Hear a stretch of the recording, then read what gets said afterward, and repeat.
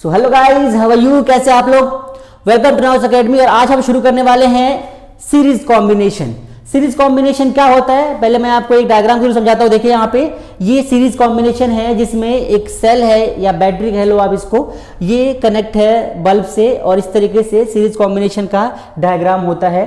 इसी चीज को हम अभी डेरिवेशन के थ्रू समझेंगे कि किस तरीके से इसको डराइव करते हैं और इक्विवेलेंट रेजिस्टेंस को फाइंड करते हैं। तो चलिए शुरू करते हैं आज का टॉपिक।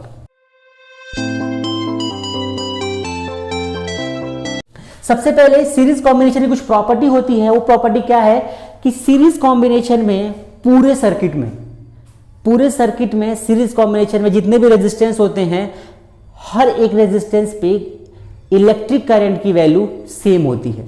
सो आई सेम, ठीक है। Electric current remain same in all over the circuit. और जो पोटेंशियल डिफरेंस हमारा होता है वो हर एक रेजिस्टेंस पे अलग अलग होता है। सो पोटेंशियल डिफरेंस ये डिफरेंट होता है, ठीक है। सीरीज कॉम्बिनेशन में रेजिस्टेंस जो होता है हमारा, ये इक्विवेलेंट रेजिस्टेंस फाइंड करना है हमें कि इसकी वैल्यू कितनी होती है। तो इसको हम यहां पे इस तरीके से चलिए शुरू करते हैं। तो देखिए क्या होता है, सीरीज कॉम्बिनेशन का डायग्राम कैसा होता है। देखिए मैं आपको बना के दिखाता हूं। यहां पे हमने एक यहां पे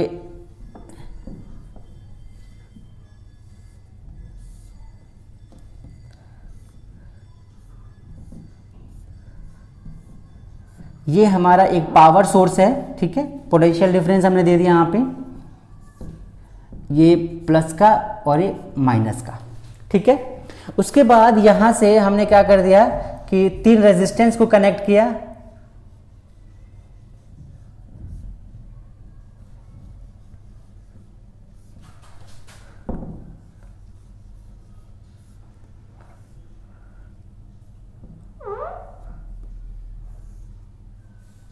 ठीक है, ये हमारे तीन रेजिस्टेंस हैं जिसमें एक की वैल्यू है R1, एक की वैल्यू है R2 और एक की वैल्यू है R3, ठीक है। इस तरीके से देखिए किसी भी सर्किट में पॉजिटिव चार्ज जो होता है जिस डायरेक्शन में फ्लो करता है वो करंट की डायरेक्शन होती है, हमारी कन्वेंशनल करंट की डायरेक्शन। सो यहां से करंट फ्लो करेगा I और यहां से इलेक्ट्रॉन फ्लो करेगा इस तरीके से। देखिए प्लस का जो मोमेंट होता है इस तरीके से होगा, इलेक्ट्रॉन का जो मोमेंट होगा इस तरीके से होगा, ठीक है। सो आप देख लीजिए यहाँ पे प्लस का चार्ज ले लो या माइनस का चार्ज कह लो आप, इस तरीके से मूवमेंट होती है इलेक्ट्रॉन्स की, प्रोटॉन्स की। अब जिधर प्रोटॉन्स या पॉजिटिव चार्ज मूव करता है that is the direction of electric current. तो यहाँ से करंट I फ्लो करेगा, यहाँ से I और यहाँ से भी I, फिर यहाँ से और यहाँ से। अब सर्किट में इलेक्ट्रिक करंट को मेजर करने के लिए एक डिवाइस लेना पड़ेगा जो करंट को मेजर करे, that is ammeter. So ammeter को हम सर्किट में इस तरीके से कनेक्ट करते हैं, ठीक है। ये हमारा एमीटर हो गया, ये प्लस का और ये माइनस का। देखिए प्लस के चार्ज, प्लस के साइड प्लस होना चाहिए, माइनस के साइड माइनस होना चाहिए। ये कॉम्बिनेशन का राइट तरीका है। इसके बाद हमें इस सर्किट में अगर पोटेंशियल डिफरेंस को मेजर करना है तो पोटेंशियल डिफरेंस के लिए वोल्ट मीटर भी लेना पड़ेगा। सो हम इसको कनेक्ट करते हैं।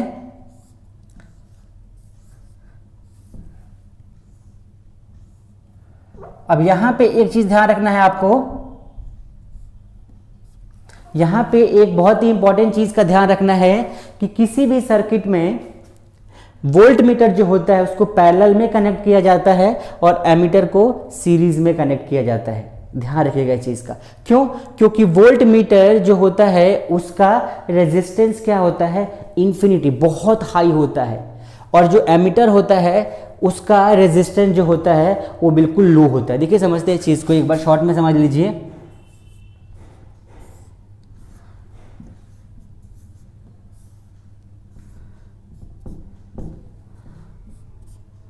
ठीक है, ये वोल्ट मीटर है। तो वोल्ट मीटर में क्या करता है कि ये पोटेंशियल, ये वोल्टेज को मेजर करने का काम करता है। अगर वोल्टेज को मेजर करेगा तो इसके अंदर मैक्सिमम अमाउंट ऑफ वोल्टेज अगर एंटर करेगा तभी तो मेजर कर पाएगा पूरे वोल्टेज को। सो इसीलिए हम क्या करते हैं कि इसका रेजिस्टेंस, इसका जो रेजिस्टेंस रखते हैं वो हम इन्फिनिटी रखते हैं। ये मतलब बहुत ज्यादा रखा जाता है जिससे कि इसके अंदर करंट फ्लो ना करे, सिर्फ वोल्ट मीटर वोल्टेज को, इलेक्ट्रिक पोटेंशियल को मेजर करे। ये जो होता है इसको करंट को मेजर करना पड़ता है, तो इसके अंदर क्या होता है, इसका रेजिस्टेंस जो होता है 0 के आसपास होता है या मिनिमम रेजिस्टेंस होता है। ठीक है, और ये करंट को मेजर करता है। सो ये बेसिक कंसेप्ट है थोड़ा बहुत वोल्ट मीटर और एमीटर का, आप लोग नोट कर लीजिएगा इसको।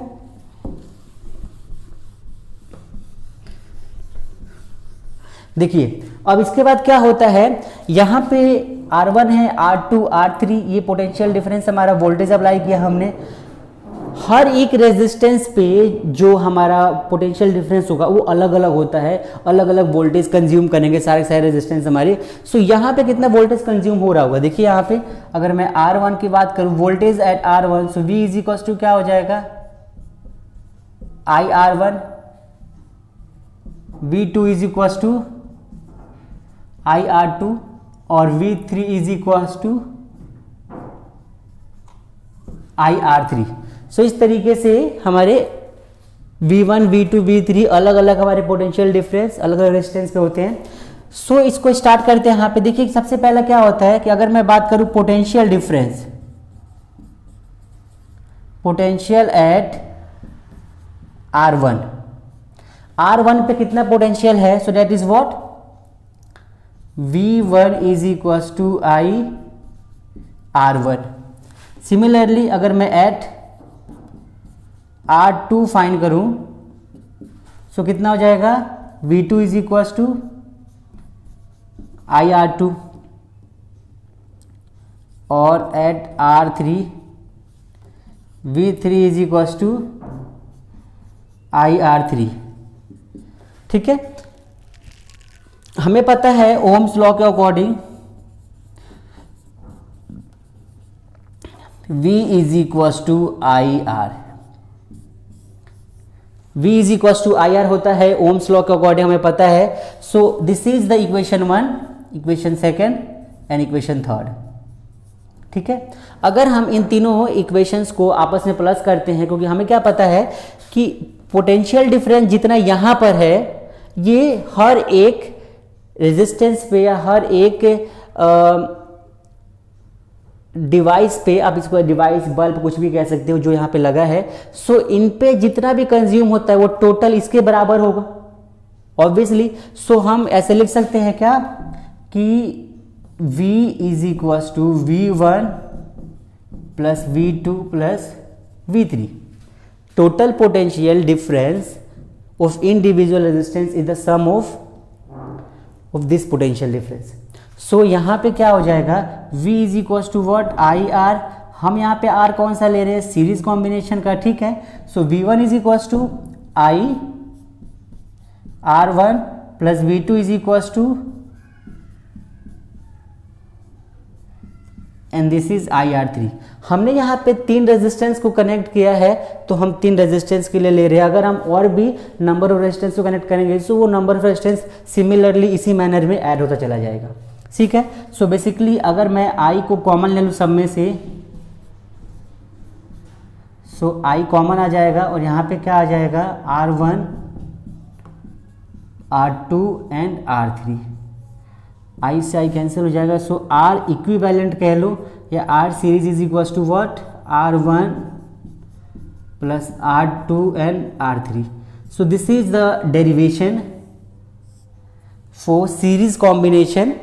इस तरीके से सीरीज कॉम्बिनेशन में हमारा इक्विवेलेंट रेजिस्टेंस जो होता है या टोटल रेजिस्टेंस होता है सर्किट का, इस तरीके से फाइंड किया जाता है। आप इसको चेक कर सकते हैं। ठीक है, पूरे सर्किट में मैं एक बार इसको शुरू से थोड़ा सा शॉर्ट रिवीजन देता हूँ। पूरे सर्किट में हमारा इलेक्ट्रिक करंट सेम रहता है, पोटेंशियल डिफरेंस हर एक रेजिस्टेंस पे डिफरेंट होगा, क्योंकि अलग अलग वैल्यूज़ के हमारे रेजिस्टेंस होंगे जो अलग अलग क्या करेंगे, वोल्टेज को कंज्यूम करेंगे। ठीक है, करंट सेम रहेगा, रेजिस्टेंस हमारा इक्विवेलेंट जो होगा वो कितना होगा हमने निकाला यहाँ पे, date is R1 R2 R3। कैसे किया हमने, हमें पता है ओम्स लॉ के according V is equal to IR, इसको यहाँ लिख लीजिए। I जो है हमारा वो सेम है, ठीक है, और V is equal to IR होता है, ये हमारा ओम्स लॉ कहता है। So V is equal to IR के according potential at R1 is equal to V1 IR1 V2 IR2 V3 IR3। Total जो हमारा पोटेंशियल होता है वो इंडिविजुअल पोटेंशियल का सम होता है, हमने प्लस कर दिया। इस तरीके से इक्विवेलेंट रेजिस्टेंस और total resistance of the circuit in series combination that is R1 R2 R3। चाहे तो इसको हम और भी ज़्यादा लिख सकते हैं इस तरीके से Rn तक। एक चीज़ और है जो कि मोस्ट इंपॉर्टेंट, डेट इज ये मैक्सिमम रेजिस्टेंस होता है किसी भी सर्किट का। किसी भी सर्किट में क्योंकि इंडिविजुअल रेजिस्टेंस का सम टोटल रेजिस्टेंस निकल के आ रहा है, ये मैक्सिमम रेजिस्टेंस होता है और इस सर्किट को यूजफुल नहीं माना जाता। और हमारे घरों में जो सर्किट यूज किया जाता है that is parallel circuit, not series circuit. मतलब कि सीरीज कॉम्बिनेशन नहीं लिया जाता है, पैरेलल कॉम्बिनेशन लिया जाता है हमारे घरों के अंदर।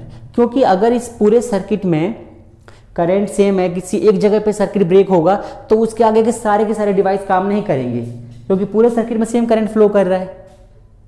और दूसरा रीज़न ये भी है कि हमारे घरों में हमारे घरों में क्या होता है कि अलग अलग वैल्यूज़ के डिवाइस होते हैं, अप्लाइंसेस होते हैं जो कि अलग अलग करंट की वैल्यूज़ पे वर्क करते हैं। सो उनके लिए भी ज़रूरी है कि इस तरीके के सर्किट्स ना हो, क्योंकि हमारे घरों में सेम करंट जाएगा तो सारे डिवाइस एक जैसे काम नहीं कर पाएंगे। सो होपफुली आपको समझ में आ गया होगा सीरीज कॉम्बिनेशन। अगर आपको लगता है कुछ टॉपिक मिस है या कुछ टॉपिक आपको क्लियर नहीं हो पाया होगा, सो आप मुझे कमेंट करिएगा, उसके अकॉर्डिंग आपको रिप्लाई करेंगे। ओके, तब तक के लिए इतना रखते हैं। Thank you, take care.